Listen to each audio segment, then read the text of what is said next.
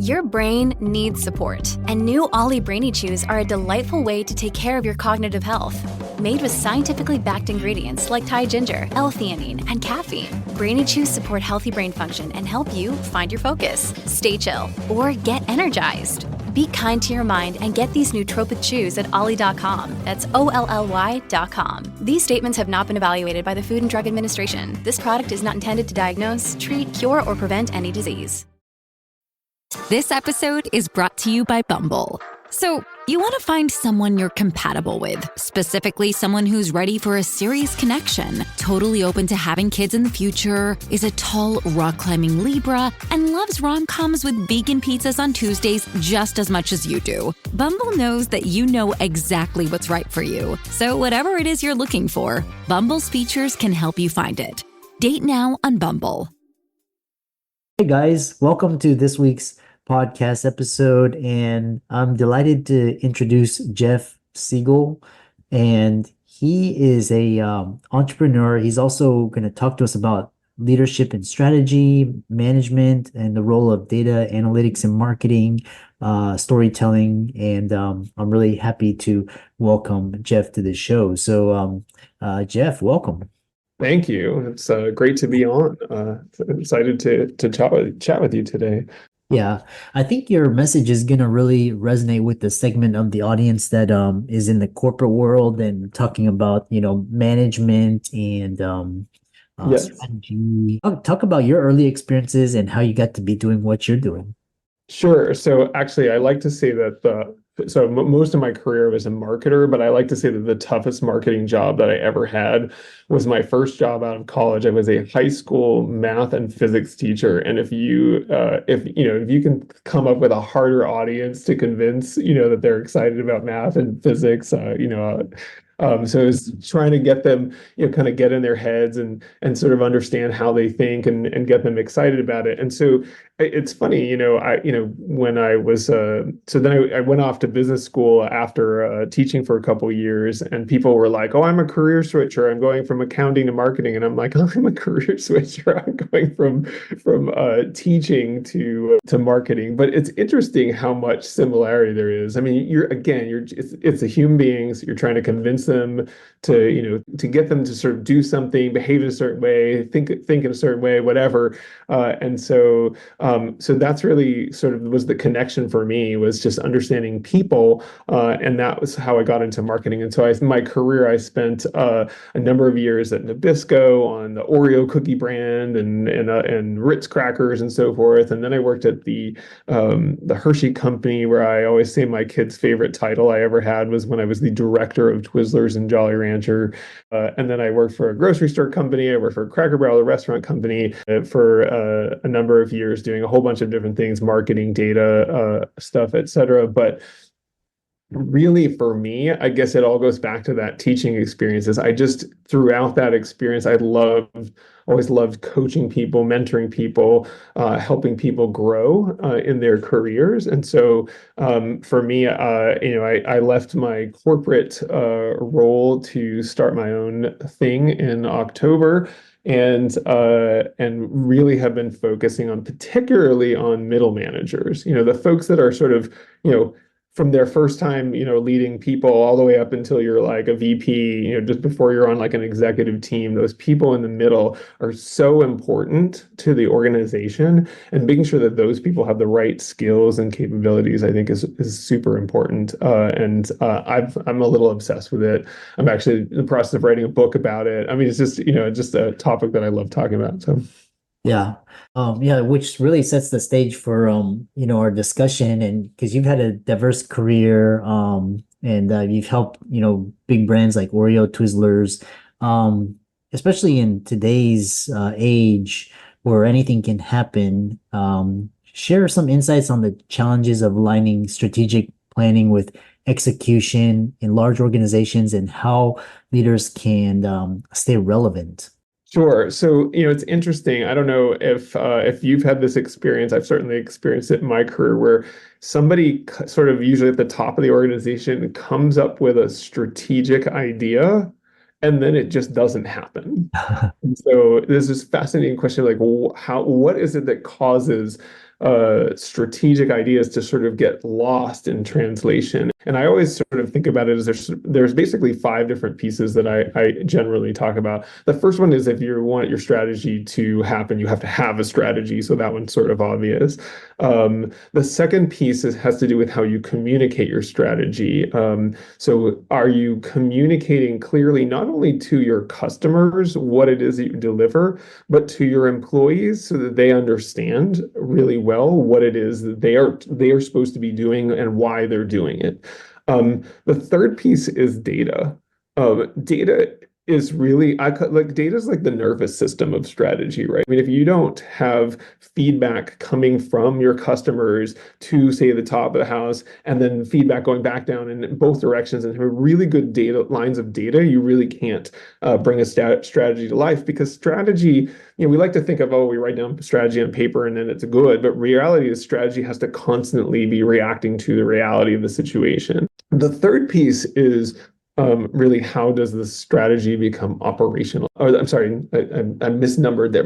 The fourth piece is how does the strategy get operationalized? And I always like to use this analogy because I worked in a restaurant company for many years. The analogy is when you go into a restaurant, one of the ways to get the servers to care about the guests, you can tell them to care about the guests, but one of the ways that restaurants use this is they say to the servers, refill the glasses, because refilling the glasses is a way of getting that server back to the table, making sure everything's good, whatever. And so the behavior of caring for the guests versus refilling glasses is more concrete, it's clear, and it's strategic because it's delivering on the strategy, but it's giving your employees the something to do that really helps deliver on the strategy. And then the last piece, the fifth piece, is really culture.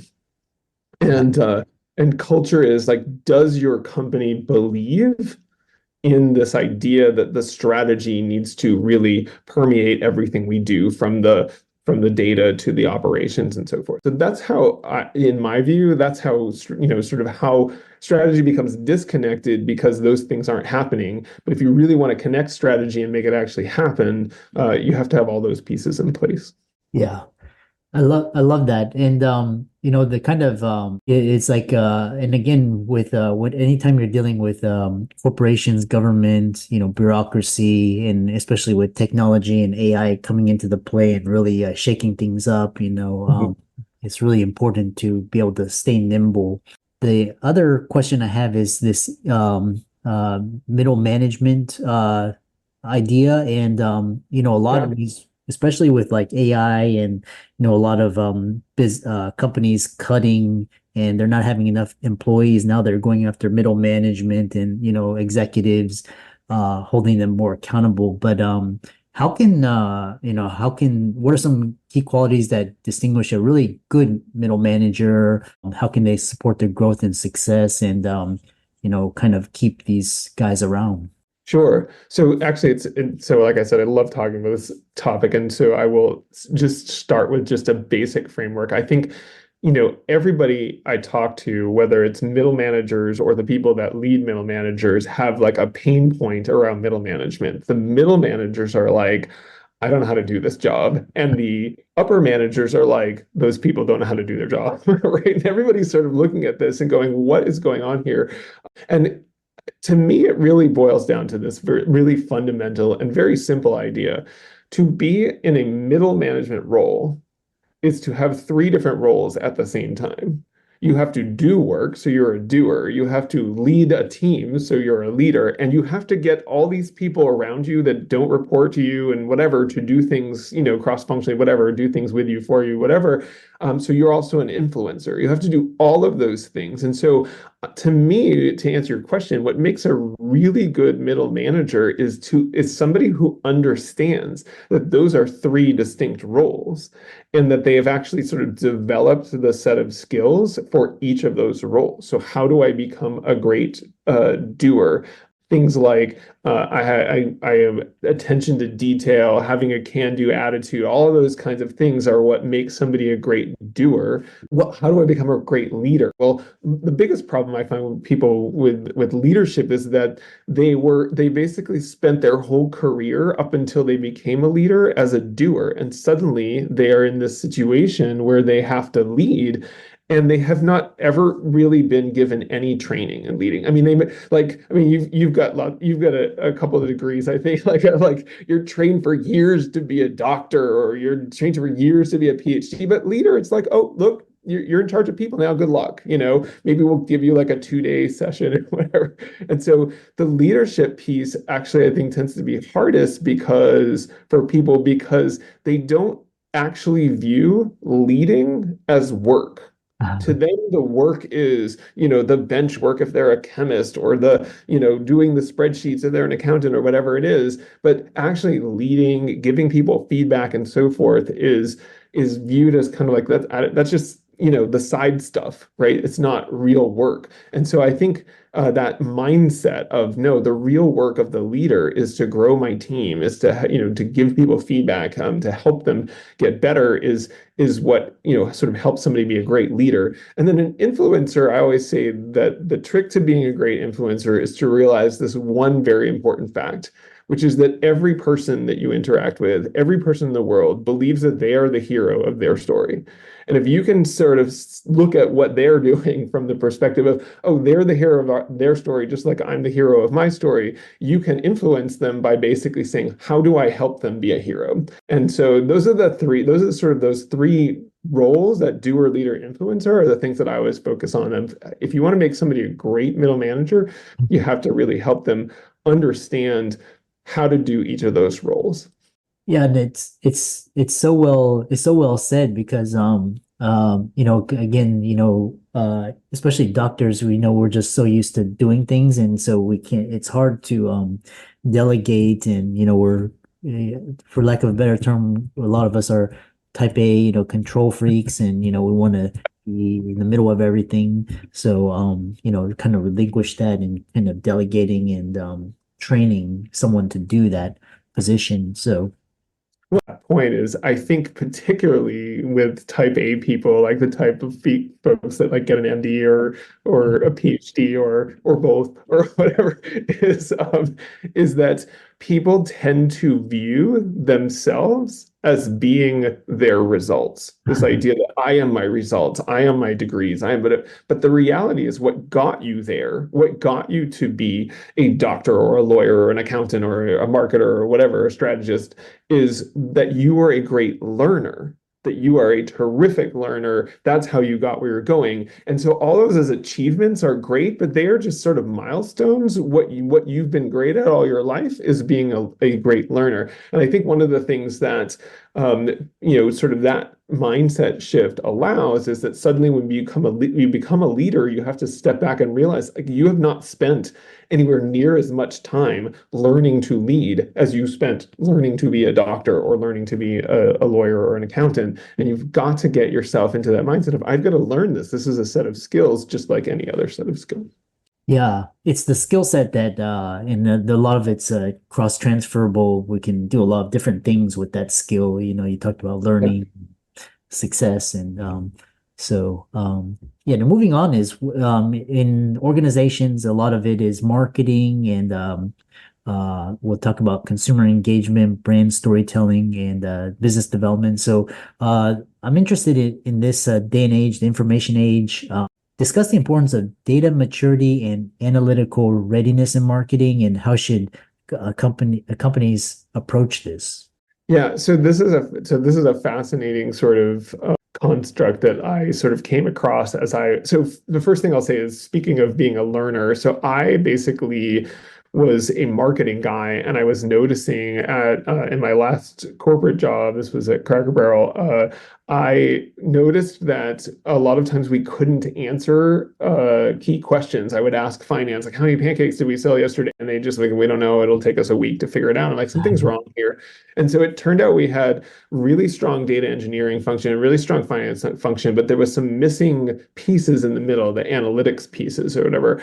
And so that was where I sort of raised my hand and said, I don't know anything about this, but I know how to sort of build teams and so forth. And so I'm going to build a team that helps, create a data analytics function. And so that's what I did. And one of the things that was amazing about that job is I just learned a ton from the people that worked for me. They just knew so much more than I did. And so they talked about these sort of two dimensions on which you can really understand where a company is in terms of its data.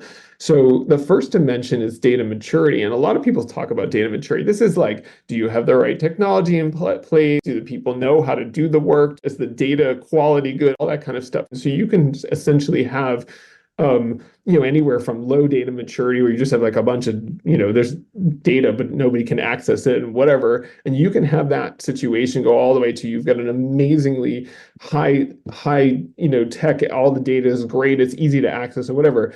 But there's this other dimension, which I call analytical readiness. And analytical readiness is about the human side. So in other words, are we ready as an organization to use the data that we have?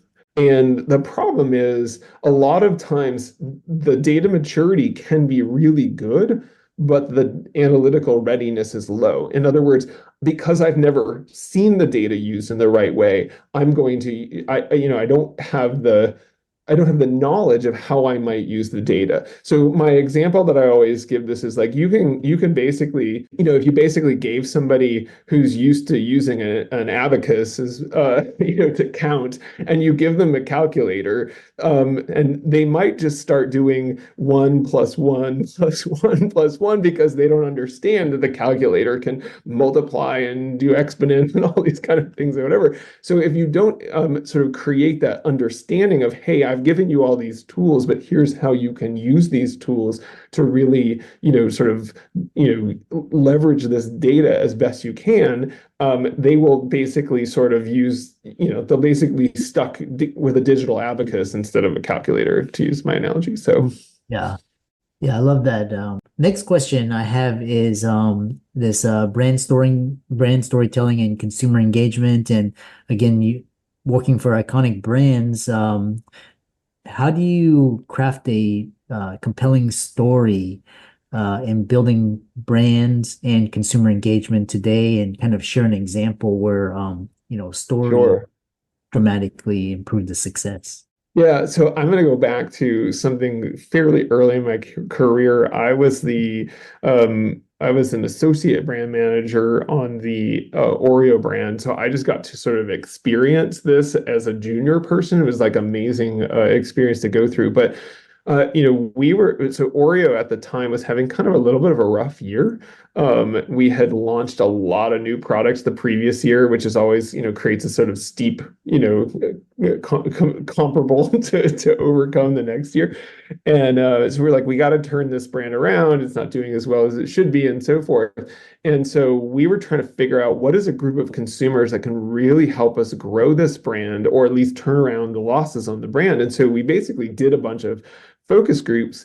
And the first focus group we did, we had this group of people who had been buying, like, let's say 10 bags of Oreos a year, and then suddenly dropped to buying like 2. And we're like, what's going on here? And so we get, this is the problem sometimes with just looking at the data without actually talking to the people. Like, we actually talked to the people, and what it turned out is most of these people were empty nesters. So their kids had been home, they were buying 10 bags of Oreos, and then suddenly their kids go off to school or whatever, they're not there anymore. And so the problem with that group is there's no story you can tell that's going to reverse that, because the kids have left, they've flown the coop, whatever. Yeah. So we ended up talking to this other group. So we ended up talking to this other group that maybe wasn't quite as dramatic. Maybe they'd gone from, like, I don't know, 6 bags to 4 bags a year or whatever. We're trying to figure out what's going on there. And so these, people come into this focus group, and they basically start saying, oh yeah, I don't bring Oreos into the house anymore because it's junk food. But then somebody goes, but what I love about Oreos is that it gets my kids to drink milk. And that's where we were like, wow, there's our strategy. Like, people think this is bad for you, but it is a great way to get your kids to drink milk, which is good for you. And that's the story we ended up telling. And so the way we told that story and across the whole brand was we, put milk splashes on the Oreo packaging. We actually did a promotion with I think it's the California milk folks who like the Got Milk folks, Wow. so we actually put the words "Got Milk" on the Oreo cookie, their logo. We brought back that ice cold milk and an Oreo cookie jingle from, I don't know, whenever it's from the 70s or whatever it was, but everything became about let's focus on this aspect of the brand that people already know and love, which is that people love eating their Oreos with milk, and focus on that and drive the story around that part of the brand because that is what's going to overcome the concern that we were hearing from our consumers, that basically Oreo is junk food. So that's my one of my favorite brand stories. Yeah, I love that. To round it out, how can people contact you and follow you and check out your resources and work with you? Sure. So probably the easiest way to connect with me is on LinkedIn. I have a newsletter that I just launched a couple of weeks ago called Middle Management Matters, where I talk about the middle management pieces of this puzzle that we've been talking about, on a weekly basis. So you can check out my LinkedIn profile, the newsletter, or my website is my company name is proprioceptive.io is the link that you can find me on the web. Yeah, and for all the audience, let's thank Jeff for coming on and really talking about really his interesting experiences and these very important concepts for organizations. And be sure to give him a like and follow on socials and reach out to him and work with him. So thanks so much for coming on. Great. Thanks so much for having me.